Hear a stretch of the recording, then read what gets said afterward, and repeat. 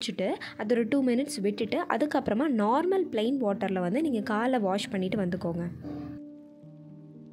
இப்போ நம்ம காலுக்கு பேக் போட போகிறோம். ஆல்ரெடி நம்ம பேக்கை ரெடி பண்ணி வச்சுருக்கோம். அந்த பேக் எடுத்து கால் ஃபுல்லாக அப்ளை பண்ணிவிட்டு ஒரு 10 to 15 மினிட்ஸ் விட்டுருங்க. டைம் இருந்துச்சுன்னா ஃபுல்லாக ட்ரை ஆக விட்டுருங்க. ட்ரை ஆனதுக்கப்புறமா நார்மல் வாட்டரில் வாஷ் பண்ணிக்கோங்க. வாஷ் பண்ண அப்புறமா காலில் ஏதாவது மாய்ஸ்சரைசிங் க்ரீம் அப்ளை பண்ணிக்கோங்க. இப்போ நான் வந்து காலுக்கு நெயில் பாலிஷ் அடிக்க போகிறேன். உங்களுக்கு வேணும்னா நீங்கள் நெயில் பாலிஷ் அடிச்சுக்கோங்க, வேண்டாம்னா விட்டுக்கோங்க.